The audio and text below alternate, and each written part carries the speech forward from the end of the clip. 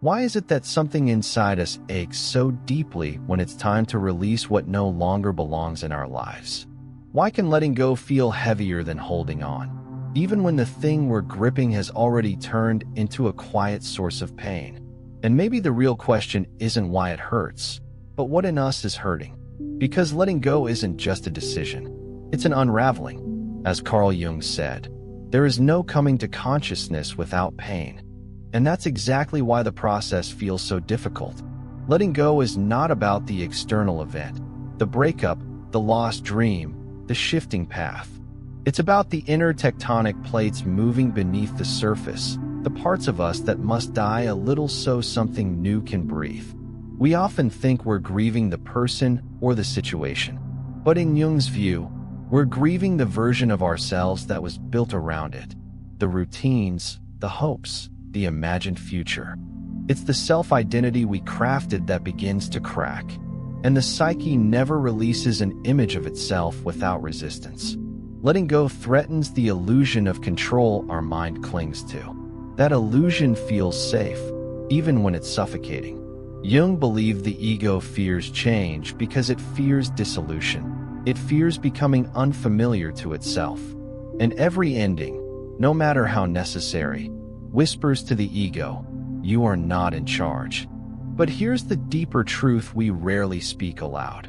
Holding on is often our way of trying to freeze time, to preserve meaning, to avoid stepping into the space where we don't yet know who we are without what we've lost. That empty space terrifies us. It feels like a void.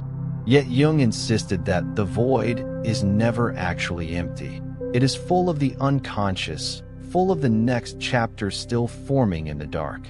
So if letting go feels like tearing something out of your chest, maybe it's because a story you once lived in is collapsing.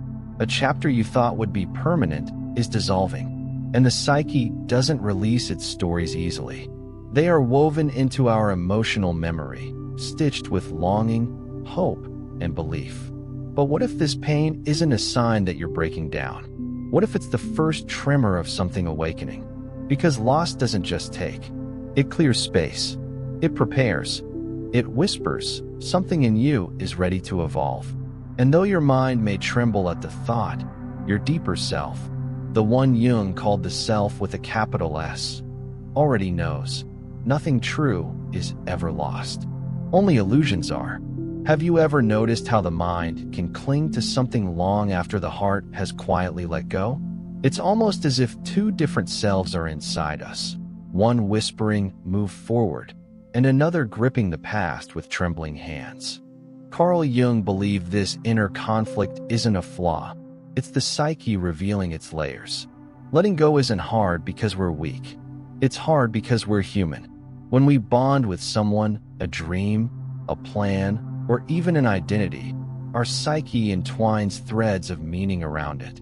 Jung called this process psychic investment.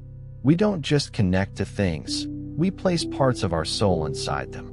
And when the time comes to release them, it feels like we're pulling pieces of ourselves back out. No wonder it hurts. But there's something even more subtle at play. Deep in the unconscious lives a force Jung spoke of often, the archetypes. These ancient patterns shape how we love, how we attach, how we create stories out of moments. When you hold on to what has already outgrown you, you're not just fighting memories, you're wrestling with these archetypal energies. The inner child who wants comfort, the inner lover who fears losing magic, the inner protector who resists uncertainty. They all rise at once, creating a storm within. And then there's the shadow, that hidden part of us that stores unspoken fears. The shadow clings because it believes that change means danger. It whispers, "What if the unknown hurts more?" So it pushes you toward familiar pain rather than unfamiliar freedom. Jung said the shadow behaves like a loyal but misguided guardian. It tries to protect you by keeping you where you've already suffered, simply because suffering is predictable.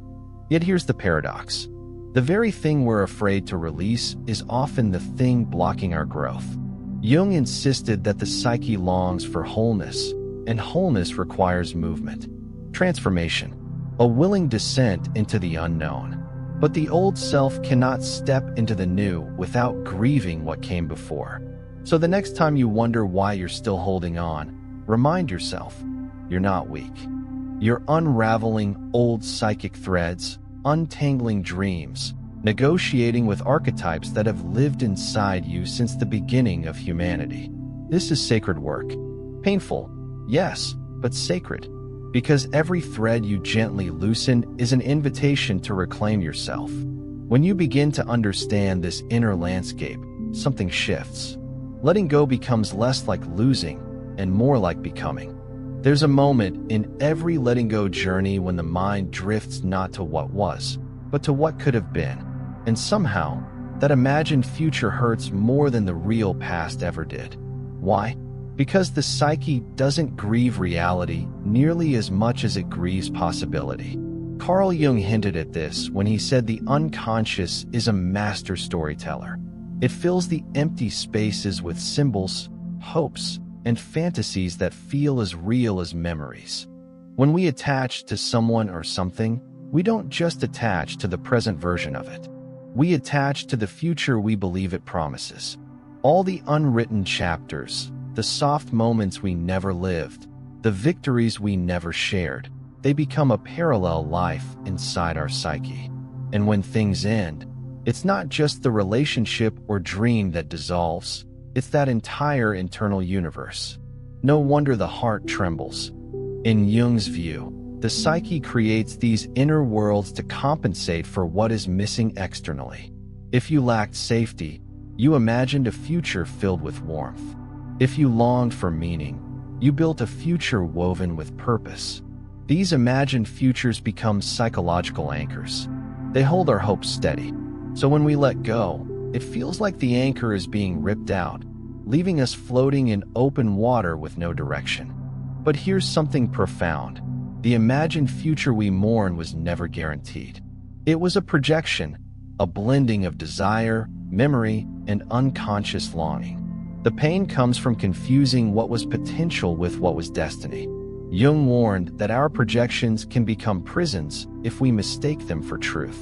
And when they collapse, we feel abandoned, not by another person, but by a version of ourselves we hoped to become. And yet, beneath all this heartbreak lies a hidden doorway. Because when the projected future dissolves, the psyche returns to the present moment, the only place where real life, real change, and real self-discovery can happen. What feels like loss is often the stripping away of illusion so the authentic path can finally reveal itself. But let's be honest, knowing this doesn't make it easier. The imagined life still aches. It lingers like the ghost of a song you once loved.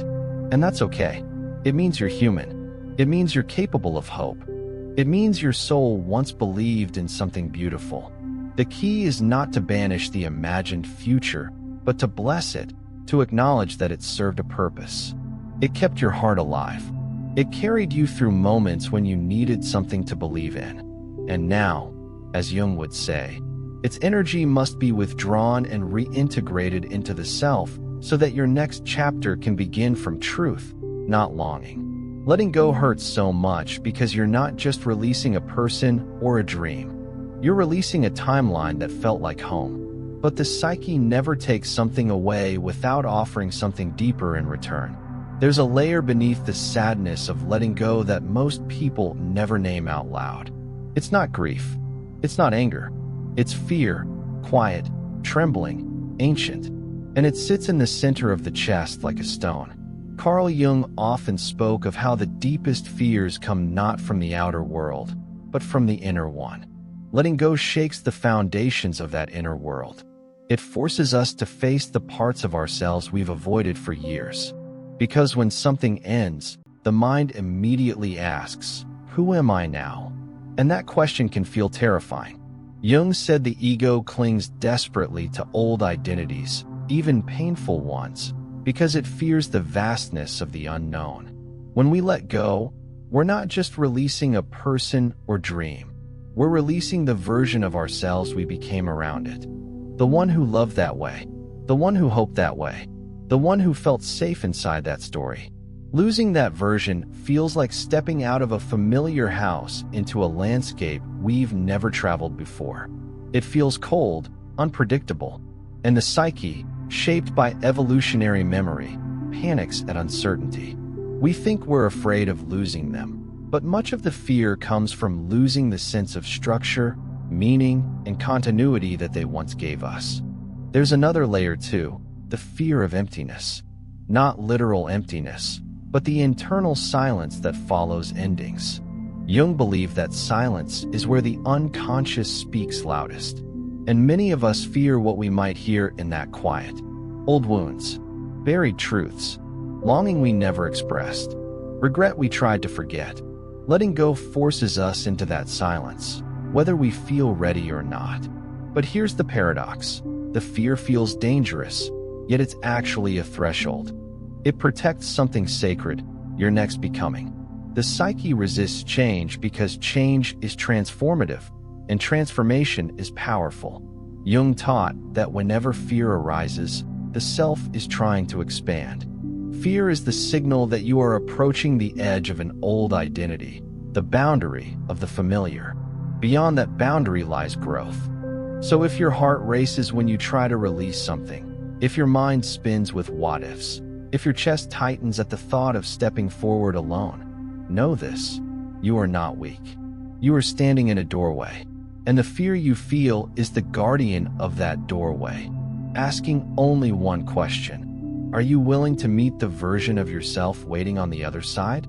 Letting go hurts because the psyche senses the coming transformation. But the very fear that shakes you is also the promise that you are ready. Letting go becomes even harder when we realize we're not just releasing a person or a dream. We're untangling from invisible bonds woven deep inside our psyche. And the hardest attachments to break are the ones we don't consciously notice. Carl Jung believed that the unconscious forms ties long before the conscious mind understands them. Meaning, you might think you're letting go of someone, but in truth, you're letting go of what they awakened in you. Sometimes it's not the person we're attached to, it's the feeling they represented. Safety, passion, validation, hope, a sense of being seen. These become emotional anchors. Jung called these feeling-toned complexes, bundles of emotion and memory stored in the psyche. When someone triggers a positive complex, it feels magnetic. You feel pulled toward them not because of who they are, but because of what your unconscious associates with them. So when they leave your life, or when you choose to step away, you're not only grieving their absence, you're grieving the loss of the emotional world your psyche built around them. That inner landscape doesn't disappear instantly. It unravels slowly, thread by thread, and each thread carries a feeling, a memory, or an unmet need. This is why letting go feels like a series of small heartbreaks rather than a single clean break. But there's something even more profound happening beneath the surface. The psyche often attaches to people who mirror parts of ourselves we haven't fully integrated. Jung taught that we are drawn to those who reflect our unlived potential, qualities we sense within ourselves but haven't yet embodied. Strength, sensitivity, purpose, creativity, tenderness. When that mirror disappears, it can feel like we're losing access to that part of ourselves. Yet Jung insisted that the qualities we admire in others are actually fragments of our own soul. They do not vanish when a relationship ends. They return to us. The pain of letting go is often the psyche reclaiming what it once projected outward. You're not losing a source of meaning, you're retrieving it. Still, the mind resists this truth. It clings to the familiar emotional patterns, even when they've become heavy. Because the unconscious is loyal to what it knows, not necessarily to what it needs. Breaking these invisible attachments isn't a moment of bravery, but a process of awakening. And here's the part that feels almost magical. Once you begin to recognize why you were attached, not just to the person, but to the emotional reality they represented, you gain a new kind of freedom. A freedom born not from forgetting, but from understanding. A freedom that whispers, the meaning you sought was never outside you. Letting go hurts because we are retrieving pieces of ourselves we once placed in someone else's hands. But every piece you reclaim is a piece of your wholeness returning. There is a moment in every letting go process when the pain suddenly intensifies, almost without warning.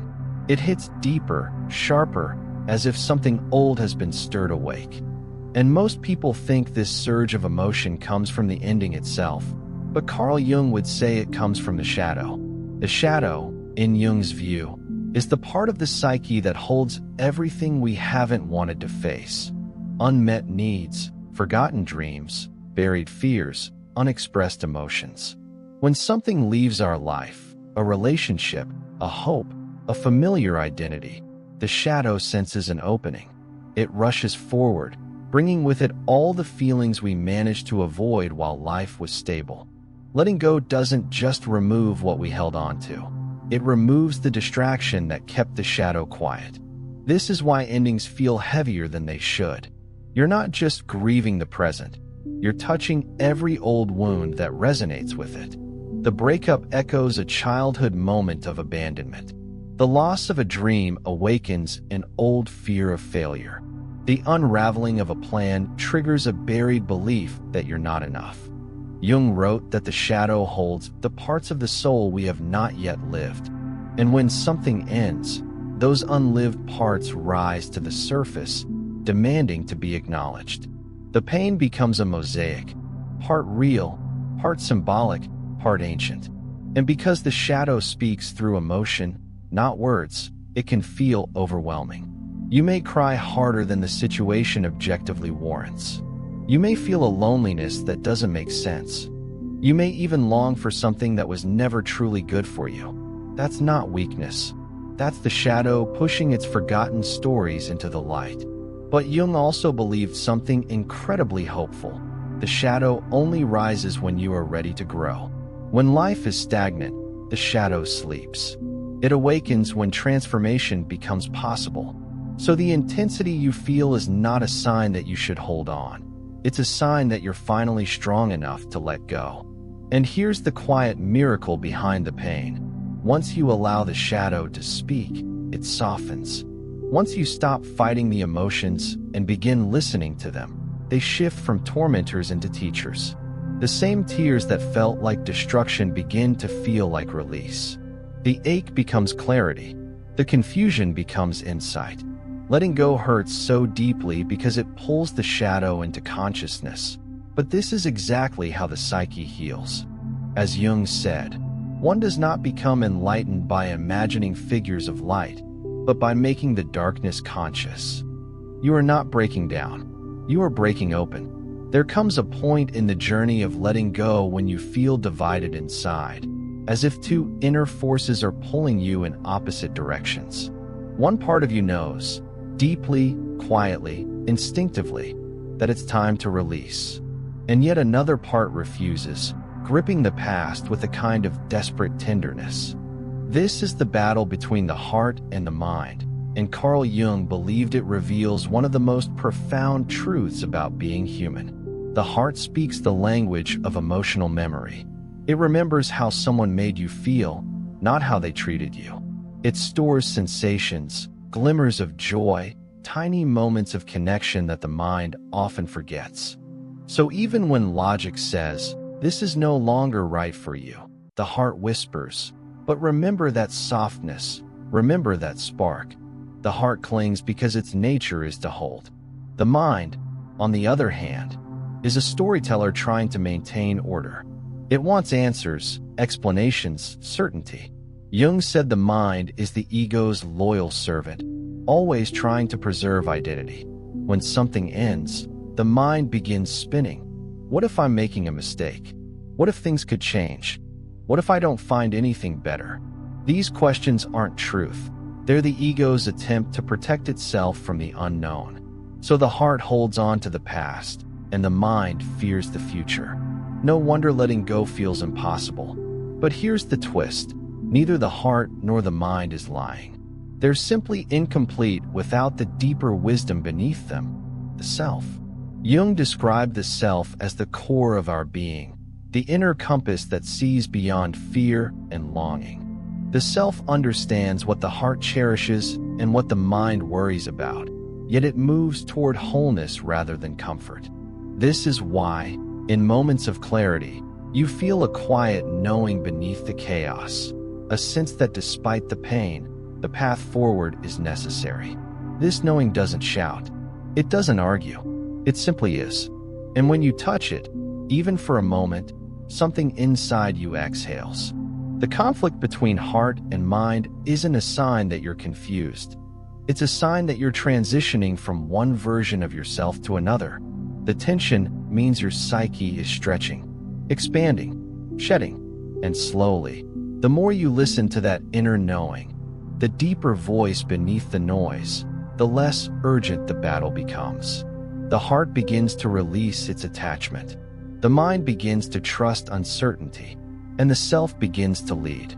Letting go hurts so much not because you're torn apart, but because you're being pulled back together. One of the deepest reasons letting go feels like tearing something out of your soul is because, in a way, it is. Not the soul itself, but the identity wrapped around what you're releasing. Carl Jung believed that every major attachment becomes part of our inner structure. We don't just love people or dreams, we build ourselves around them. We shape our choices, our daily rhythms, even our sense of purpose in response to what we hold dear. So when life asks us to let go, it's not just the external form that dissolves. A part of our identity dissolves with it. An identity rarely slips away gently.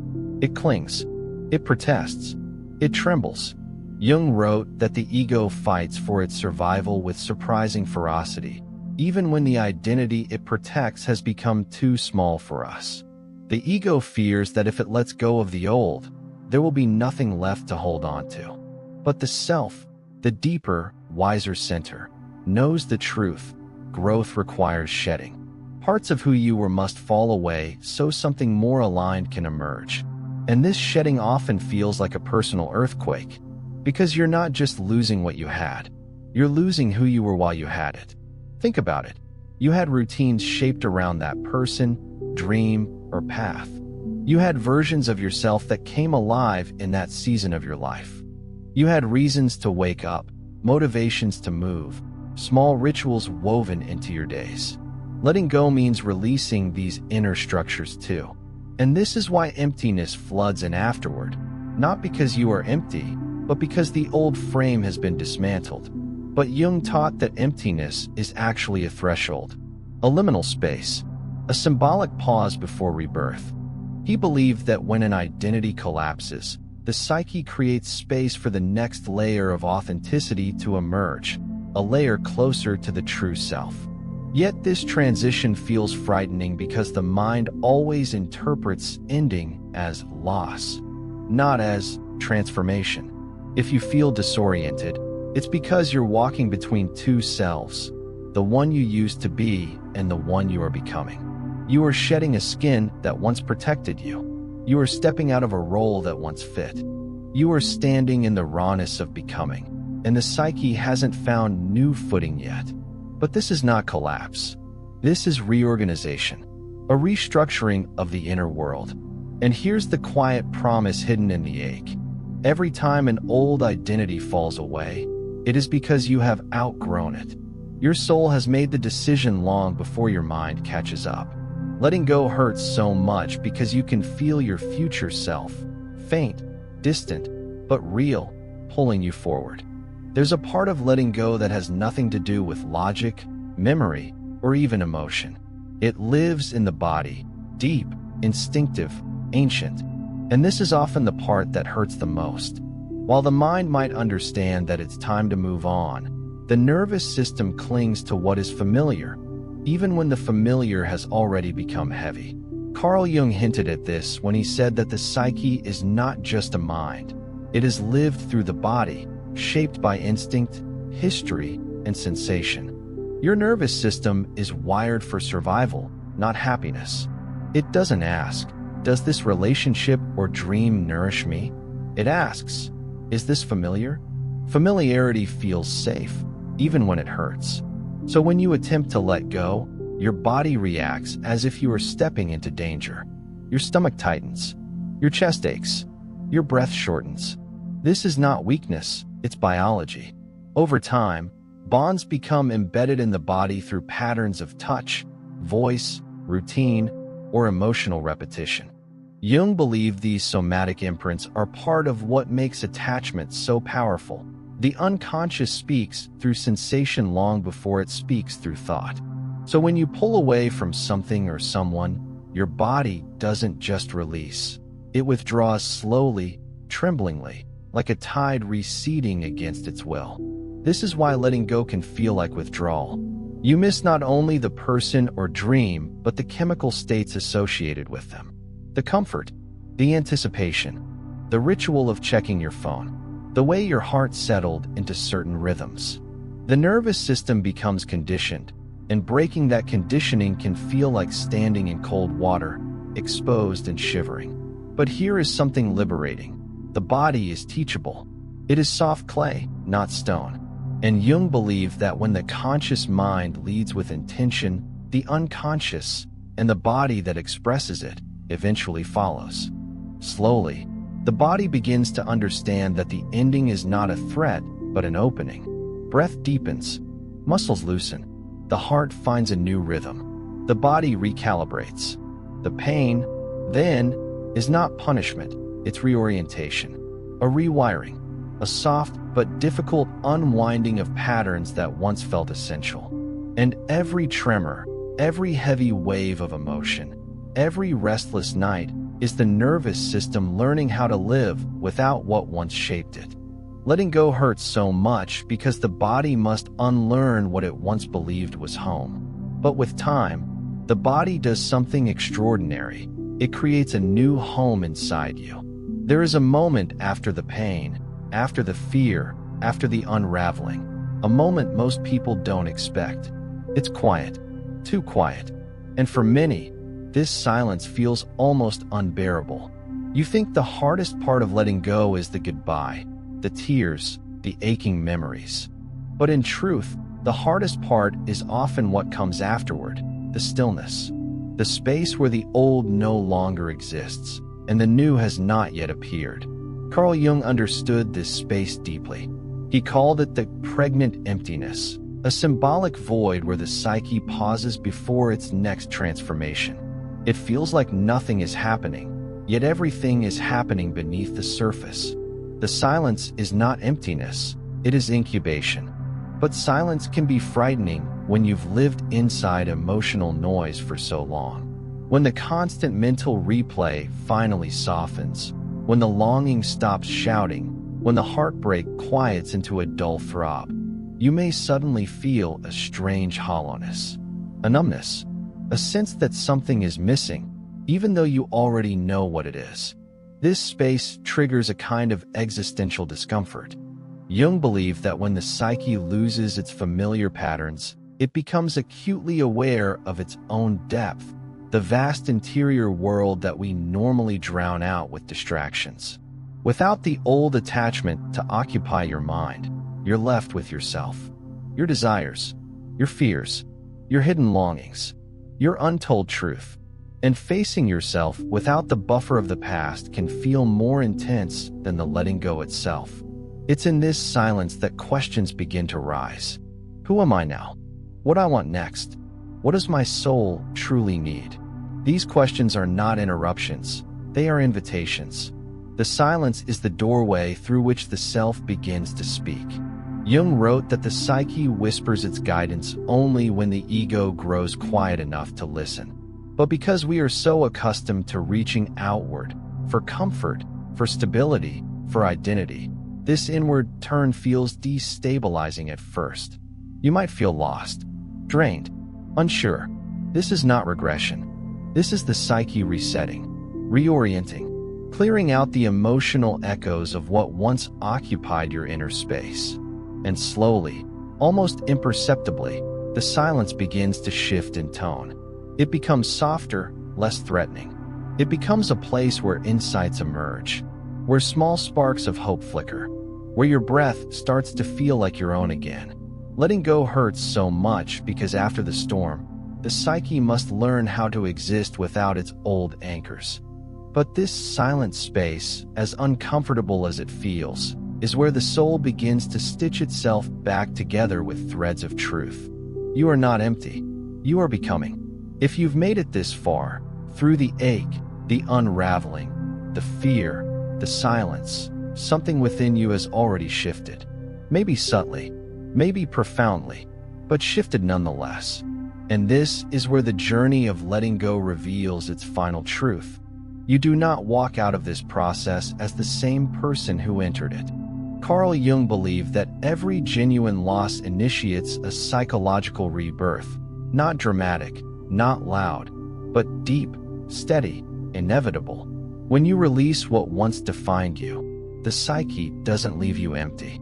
It begins weaving a new inner structure, one aligned not with who you were, but with who you're becoming. The threads are woven slowly. Moments of clarity, small sparks of inspiration, flashes of courage you didn't know you had. It happens quietly, like the first light before dawn. And then, a day comes, you don't know which one, when you notice that the pain doesn't grip quite the same way. The memories feel softer. The longing loosens. The breath moves with a little more ease. This is not forgetting. This is healing. Jung wrote that the self moves toward wholeness with the persistence of nature itself, patiently, gently, and always in the direction of your truth. As the old emotional patterns loosen, something beautiful begins to rise in their place: self-trust. You start to sense that you can stand on your own inner ground. You begin to realize that the strength you thought you lost was inside you all along, just buried beneath layers of attachment and hope. The very act of letting go uncovers it. And then, slowly, the world looks different. Not because it changed, but because you did. Colors feel a little brighter. Possibilities feel a little closer. The future doesn't feel like a thread. It feels like a canvas. The silence that once frightened you now feels like peace. The emptiness that once echoed now feels spacious. You have made room for yourself. This is the quiet miracle of letting go. It returns you to your own center. It strips away the stories that were too small for you. It dismantles the identities you had outgrown. It clears the fog from the path ahead. As Jung said, what you resist not only persists, but grows. But what you release, truly release, transforms. And in that transformation, so do you. Letting go hurts so much because it is the doorway to a deeper version of your life.